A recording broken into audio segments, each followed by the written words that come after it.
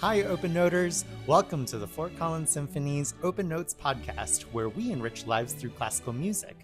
I'm Norman Manzales, the Marketing and Community Engagement Director, and with me is my co-host, Alyssa. Hi, I'm Alyssa Rago, the Education and Patron Development Director. In this podcast, we'll look behind the scenes of the professional music world and explore why music is for everyone.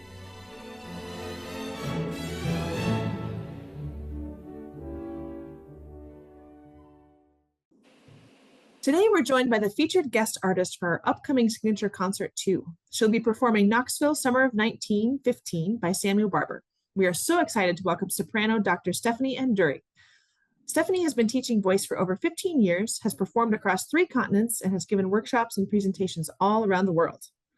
Stefanie, welcome. Thanks so much for being here with us. Thank you so much for having me. I'm so honored to be here. So, Stefanie, tell us a little bit about yourself and how you started singing. Oh, gosh. So I was about 7, actually. I was in the Colorado Children's Chorale, and favorite memories is that we were singing the children's chorus from Carmina Burana with CSO. I fell in love with it, and I went home. I was like sobbing. I was a little kid. I was younger than my kids are now, which is kind of wild to think about, but I went home and told my mom I wanted to be an opera singer, and I don't think she believed me necessarily, but here we are. So that dream never really faltered, and I've just followed it for the rest of my career. Wonderful. And your career has taken you all over the world, performed right here in Colorado, Carnegie Hall, Italy, South Korea. Looking back, is there a performance that especially shaped who you are as an artist today? I would say maybe the most formative performance was Carnegie Hall back in 2017, 2018. I always struggled with really intense stage fright. I mean, it was crippling for so many years. And Carnegie was this incredible experience and this incredible opportunity, and it was maybe the most fear I've ever experienced in my life leading up to that night. And then you never really have a chance to be on the stage until there's an audience in the seats. And so I had never sung in the hall, and it was just this very daunting experience. And in this one moment, right before I stood on stage, my husband was there as well. We sort of have this crazy parallel path, and we've done all of these amazing things together. He sang an aria, and then it was my turn to go on and sing an aria. And I could hear this like thunderous applause, and I was so scared. And then I had this sort of moment of clarity where I recognized that my job was never to impress my audience. It was never to be worthy or good enough, but instead to connect with them and to tell a story, engender compassion and love for the art form and love for the people in the audience. And, you know, I had this realization at some point that, like, I've never gone into a concert hall and expected to go judge the person who is singing. I've never gone to a movie and went to support Leonardo DiCaprio or whoever it is that I'm watching. I go to be moved. I go to be changed and to learn something about myself and about the world. And so my audience was there for the same reason. And so it sort of took the pressure off of the need to be perfect, because we're never going to be perfect. And really gave me an opportunity to sing for the sake of connection and to bring them into a place of just shared experience together. And it changed forever how I see my job as a performer, as a singer. It's so funny that you bring that up, because that was literally going to be my next question is, you know, you're really big about inspiring empathy and understanding through your voice. I just think that, you know, you saying that right off the bat already tells me what kind of interview this is going to be, that you're really someone that cares about that connection and just connecting with people. Definitely. I think that's, you know, we talk about the arts as entertainment. When you really break it down, the word entertainment comes from 2 French words, which are entre and tenir, which is to hold together, to hold between. And so it's this connection that we build with the world, with ourselves, with cultures everywhere. And it's such a beautiful opportunity to build society in such a different way. Something really fascinating that I really love learning, sort of why the arts happen rather than just how the arts happen. And I try to add this into my teaching as well. There's a really fascinating field of study called psychoacoustics, and we're learning what happens in our bodies when people are creating or making music specifically. And something so fascinating to me is that when an audience is engaged, it doesn't matter what their socioeconomic background is or their sexual orientation or their, political party or what have you, all of these things that tend to divide us in society. As soon as we're engaged in the same music, as soon as we're focused there, our heart rates and our brain waves and our breath rates all sync up. And so no matter where we are in the concert hall, no matter what we've experienced in that day, if we can bring ourselves into a place of presence and awareness of what is being shared with us from the performers, from what they are giving, we are syncing and sharing such a beautiful experience with everyone in that hall, and it just melts all of the divisions and it creates these beautiful connections with everyone there. That's really beautiful. Yeah, and I think it's so powerful too that connection is what helped you overcome that fear of stepping out onto a stage like Carnegie Hall. Just the power of connection to conquer all of that is so beautiful. Thank you. Yeah. And your repertoire also spans such a wide range. So you're not just connecting people, you're also, you're sort of a connecting thread between all these different genres, from classical opera, art song, jazz, Broadway, even chant. What has inspired you to explore so many different styles rather than just focusing on one? I mean, I just love so much music. I feel so moved by so much music. I grew up in the Greek Orthodox Church. That's not something that I necessarily practice anymore. Byzantine chant was such a huge part of my upbringing. And it's such a beautiful art form and meditative. So I think that was kind of my background. And then I fell in love with opera when I was a tiny little thing and got really inspired by classical music. Didn't really love jazz actually until after I had that Carnegie Hall experience. And I recognized at some point that it wasn't about me, that it wasn't about being perfect. And in fact, for me, that the idea that I ever needed to be perfect in a performance was born of just as much ego as if I had gone out on stage and wanted to show off how good I was. Like this feeling of the performance being about me was just not right. And so when I had that recognition, and then I saw jazz as this opportunity for people to really just reveal their essence, just to really dig into who they were and to bring that into their music, I fell in love with it. And jazz is one of my favorite things on the planet. I just want to listen all the time and sing it all the time because it's so honest and there's nothing hoity-toity about it. The rules are so much more bendable. And I love that. I love to bend rules. And then my students have really inspired me. I have a number of students who are singing on Broadway or doing national tours of Broadway shows. And so they've inspired me to really fall in love with music theater. And kind of out of necessity, I needed to go learn how to use my voice in that way so I can impart that information to them. But I really think every style is just a different language that we get to speak and that we get to share something of ourselves. Just a really beautiful opportunity to decorate the world, I love that, decorating the world through your various styles. It's so interesting hearing you talk about this because as a flutist, I've actually spoken to another colleague of mine, Nancy Stagnita, who teaches at the Interlochen School of the Arts. And it's just so interesting because she is a classically trained musician, but has really built up her own reputation as a jazz flutist. And she kind of talks about, not being so worried about following the rules and, being able to bend things around and just knowing that you're literally just one half step away from the right note. Yeah. Absolutely. I think Dizzy Gillespie said, there are no such things as wrong notes, only wrong resolutions. And I love that. I love that idea. Well, I mean, my next question that I have for you centers around a little bit around the classical jazz, which, blends classical structure or instruments with jazz improv and harmonies, often called the third stream.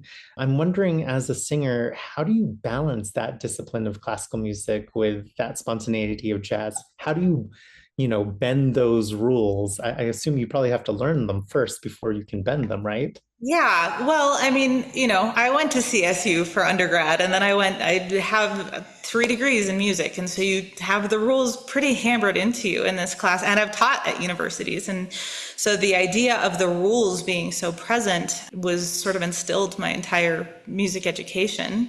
But I think that if we adhere so much to all of the rules, whether it's classical or jazz or what have you, then it becomes math. And it's not really art anymore. And I think art is human, and humans are messy. We have messy lives and messy relationships, and it's so much more relatable when it's spontaneous anyway. And there's certainly, within every style, there are different rules that you're sort of expected to follow. I'm never going to show up to a rehearsal not having learned my pitches and rhythms and all of the musical elements when I'm showing up to something like Knoxville.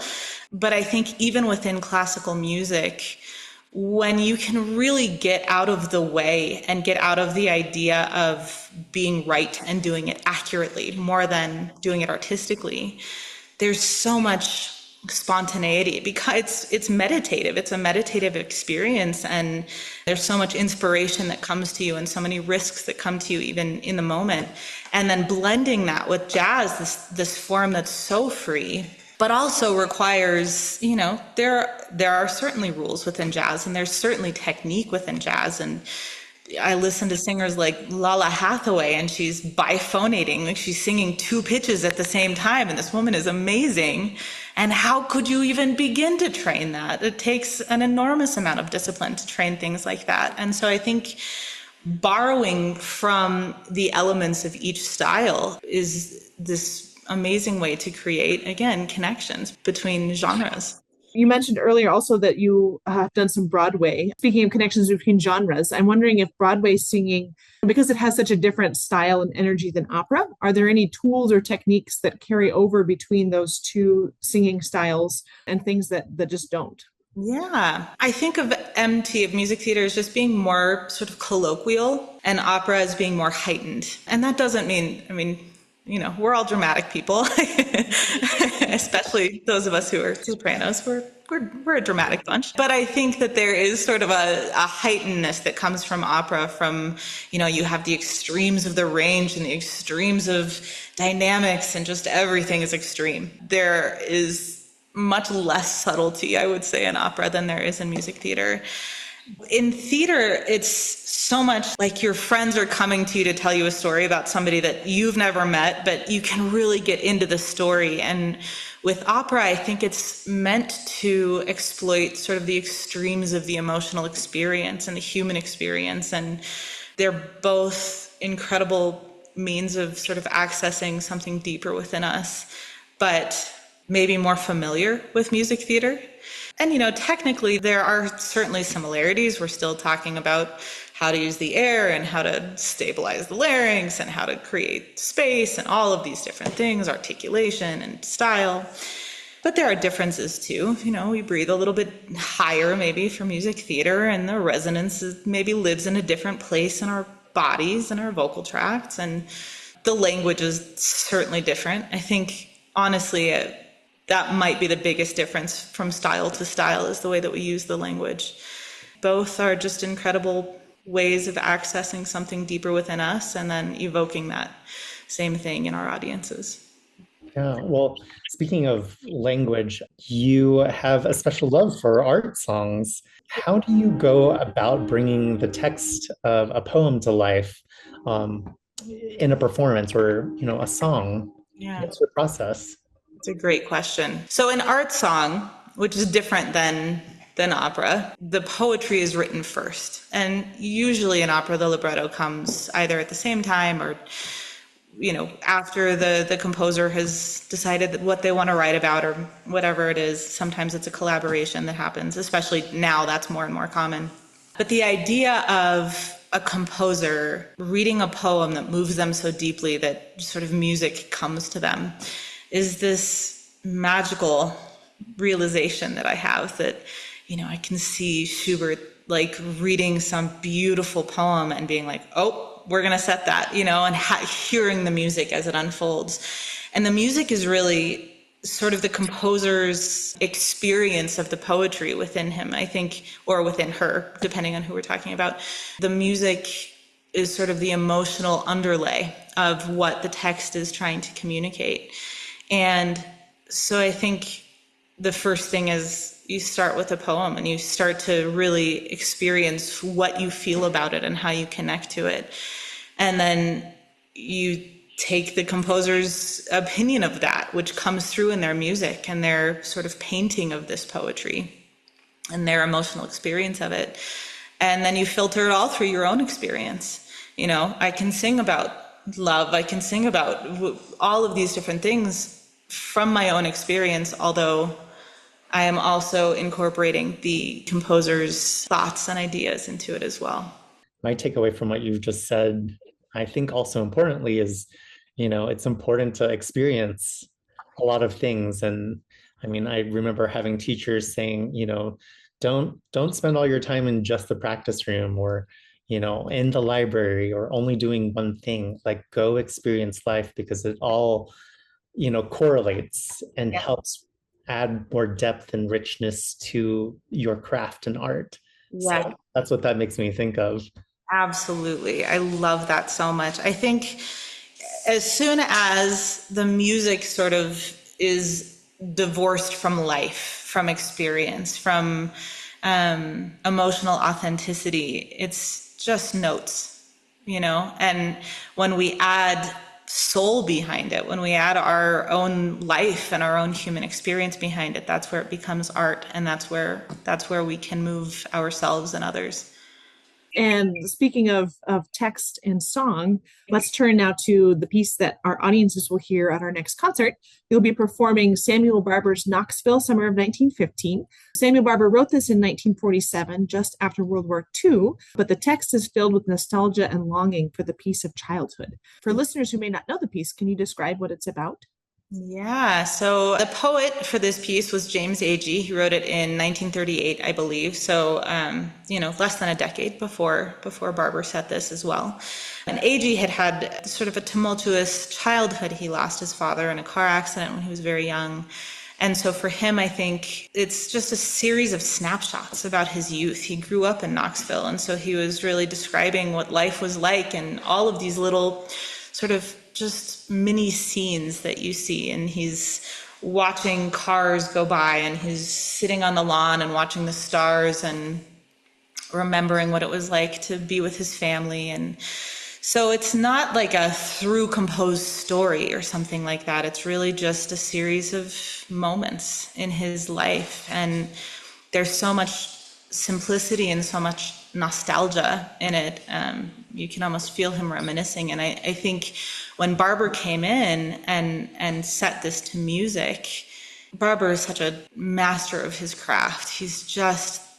There's so much elegance and simplicity, but then somehow also complexity in his music, especially different sections within the piece are so different. Again, you just feel his emotional sort of landscape around everything that is written in this piece of music. He was a composer for the Army in World War II, and so I don't know if he ever saw any combat or anything like that, but certainly he was making music for wounded and traumatized soldiers. And so I think coming back to this, similar probably to what Agee felt, having been traumatized from this horrible event in his past, which for Barber was not so far removed, I think he was probably longing and yearning for the simplicity of the life that he knew before this all unfolded. Mm-hmm. I mean, it's interesting because I actually had the opportunity to play this last season with another orchestra, and sitting in the orchestra, it's just such a beautiful work. And I remember in the rehearsals with the soprano just singing, it felt like she was singing to me. It felt like, the text feels very intimate, but also conversational, almost like an art song. It's obviously written for a full orchestra. Since you're performing this work with the Four Column Symphony, and as you're preparing for the performance, how do you balance that intimacy of the work with a large ensemble? I think it's always storytelling. And so I think the sort of grandiosity of the orchestra behind you, especially this piece is sort of it's like a complexity sandwich. You have like this really lovely, elegant, simple melody that comes back several times. And then like smack dab in the middle of it is this really complicated and sort of frenetic section with it feels chaotic. And in part he's talking about the urban setting versus the countryside setting a little bit, and you can sort of feel that aspect of it. But I also think that probably, at least in my experience, I'll be moving through my day and then something will spark some memory of something from my past, and I can feel my heart beating faster, and I can feel myself becoming more frenetic and more chaos within me. And then I have to remind myself, like, okay, it's time to calm down. I'm fine. And so I really think that part of this is Barber's experience as well in writing this. And I think he does such a masterful job of bringing the grandiosity of the emotional landscape with the simplicity and intimacy of the text together. And it really makes it easy to sing that. It's interesting because I now that you say that and I reflect upon, my own part within the orchestra, it makes me think about how, in a lot of ways, the text can sometimes serve as like a support for what is happening within the music. But in this case, it very much feels the opposite, where, the music that's going on in the background is very much supporting that story that is in the text. Yeah. Like with passing cars, and you have rolling eighth notes or triplets going along with this idea of life kind of passing by. It's just really beautiful how both text and music work hand in hand. Yeah, absolutely. I think Barber, a realization I have had several times over the last few years is that the story that's unfolding outside of me inspires the story that's happening within me. But it's really the story within me that I'm experiencing. It's my emotional, highs and lows and flow through life that is my experience. And it may be sparked by something outside of me, but it's really happening within. And so Barber, I feel like even if this text didn't exist, the music, if it were like a vocalese and it was just sung on a vowel or something, the music could evoke similar emotions. But then when you add the text on top of it, it's just such a beautiful marriage of composer and poet.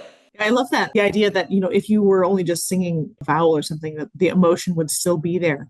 As a violist, the Barber String Quartet is more what I'm familiar with, but there's so much of that similar. It feels like a story even without any text accompanying it. And and Barber is just so rich in his way, like the way that he evokes emotions.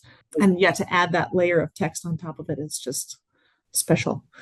And so this piece, it's sort of reflective and gentle throughout. And at the end, it sort of closes quietly, almost like a prayer. And thinking about, the story and the emotion and everything, what do you hope that listeners feel in that final moment? Norman, I think you mentioned earlier that you felt like the soprano in your last performance was singing directly to you.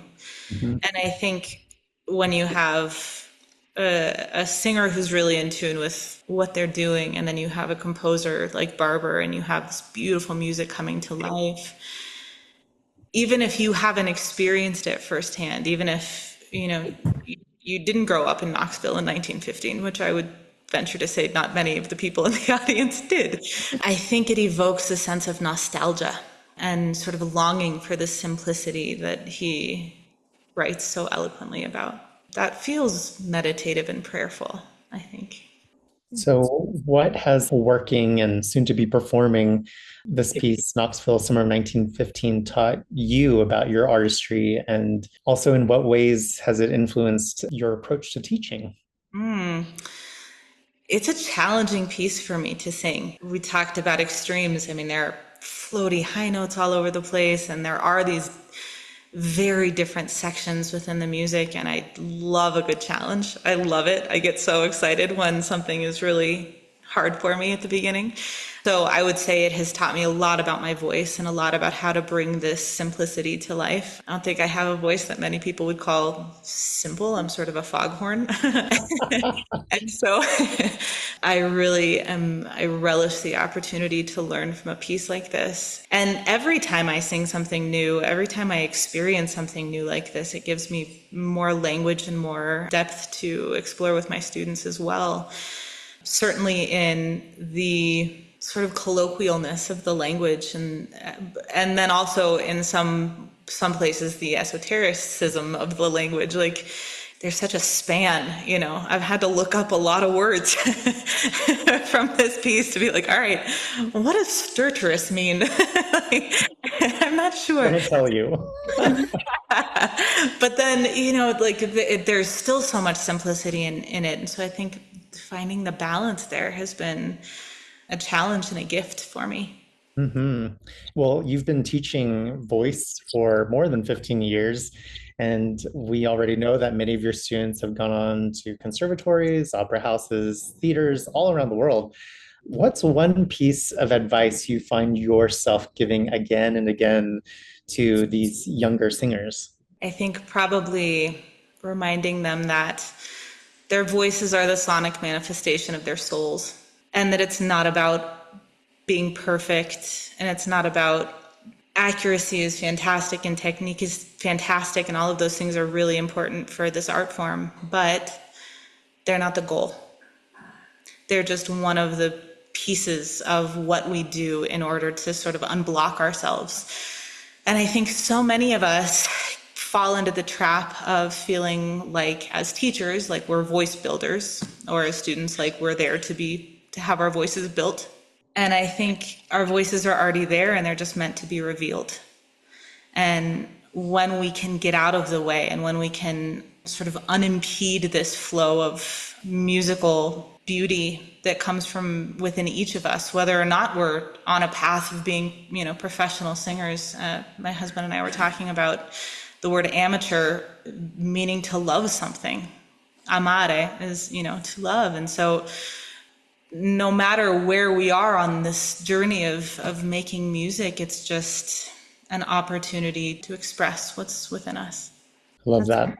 Yeah, that's beautiful. Before we started recording this episode, you also mentioned that you've recently turned to teaching as a way to connect with students and people who have gone through really difficult times. Do you want to talk a little bit about that, and maybe how you're bringing some of these, you know, experiences to bear on that situation? So my husband and I together left higher ed in 2021 because, although I will say many people recognize the importance in art and in music and in bringing people together, there's also a lot within just higher ed that sometimes I found myself teaching the impact out of music and teaching it just for the sake of sounding good and not digging deeper into creating connections and sort of offering a sense of societal rehabilitation, I think. And so over the years, this realization deepened and deepened for me. And we left higher ed and started our own business. Within that business, we were exploring why music is so important. And so we would look really deeply at all of these different scientific studies and scientific fields that come together to explore the impact that the arts have on us for healing from trauma, but also for preventing violence. And, you know, South America, when I was growing up, Colombia was this country that, like, you never thought about going to. And then this minister of culture came in and they created La Batuta, which was El Sistema, is a continent-wide program that provides music education for kids after school. And the Colombian version of that is called La Batuta. And seeing a huge correlation between the offering of music education programs to children and the decrease in violence in that country has been just so astounding. And now, like, we have friends who live in Colombia, and it's this beautiful place, and they never really feel afraid for themselves in the city, and they, you know, it's such a huge difference. And examining the brain structures that are made less active or overactive in people who end up enacting violence, and the way that music can quell or activate those brain regions, and understanding an organization called the HeartMath Institute that has done a lot of research on empathy and sort of what happens in our electromagnetic field surrounding our hearts and how that's picked up on by brains around us, and just so much incredible research being done that, when synthesized, really points to all of the beautiful ways that music is a healing modality, and all of the ways that it can give people sort of an access into their own emotions and into their own experience to prevent future violence. And we're in Evergreen right now. My kids go to school in Evergreen, and we both work in Evergreen. And recently there was a shooting here, which was absolutely devastating on this community. And several of my students go to Evergreen High School where this occurred. We have a presentation that we're offering to the whole arts community, and it's a thriving arts community, just to remind us all that what we're doing is not just neat and pretty for a little bit and then we go back to life as usual and everyone continues to suffer, but that we have so much to offer, that the arts have so much to offer in healing and in connecting people and in reminding us that we are part of this shared reality. There's so much healing available there. Well, it is really terrible what happened out there in Evergreen with the shooting. And, I just want to commend you, Stefanie, and your husband for using art to help heal, but also using it for good, using art and music for good to help make a difference in people's lives and the way that they see, hopefully, their future. It's so funny because we're supposed to go into our rapid fire fun round. Just, ending with something like that, I think it is good that we take that moment to reflect, on why we do what we do as musicians. I think it's so wonderful and such a challenge, to be in an environment where I feel like in music schools often we talk about music is, good for everybody. Then when you're actually like boots on the ground, you've got students coming in who have been through these things. It's a very different scenario. It's a lot of work and commitment and so important. So thank you for doing what you do. Yeah. Well, we're still going to do our rapid fire round so we can raise our spirits at the end of this interview. So are you ready, Steph? I don't know if I'm ready, but so must go on. All right, here we go. So, favorite piece to perform? Ooh, Jake Hagee's Another Sunrise. Which, yeah. I've never heard that one. All right. Right after this. I know you were trying to get out of the heaviness, but it's a Holocaust opera and it's just so sorry. Well, it sounds like it's very, relevant to what you're currently experiencing in your life. So, I think totally appropriate, right? Yeah. Yeah. If you weren't a musician, what would you be doing? I am really, really passionate about exploring cultures and different spiritual practices, and I would probably be doing something along those lines. I'm not sure what it would be, but it would be along those lines. How about your best snack during a rehearsal break? My best snack. Well, all right. So if I'm singing, it's got to be an apple because it just hydrates you in so many beautiful ways. But I don't know. Maybe, I really like a good apple. I'm gonna do it. Earlier when you were describing the Barber and it being a complexity sandwich, Yeah. I was thinking, oh, she's bringing the food analogies to this interview. I'm already into it. Final rapid fire question. We've been asking everybody on the show about their musician stereotype jokes. So what's your favorite singer joke? My favorite singer joke. How many bases does it take to screw in a light bulb? How many? It alternates between 1 and 5. Boo. For those of you who are unfamiliar with how a bass line works, there's a 1 chord and a 5 chord, and you go back and forth. So that's great. Well, Stefanie, thank you so much for joining us today. We can't wait to hear you perform with the Fort Collins Symphony at our signature concert number 2, which is happening Saturday, November 8th at 7:30 p.m.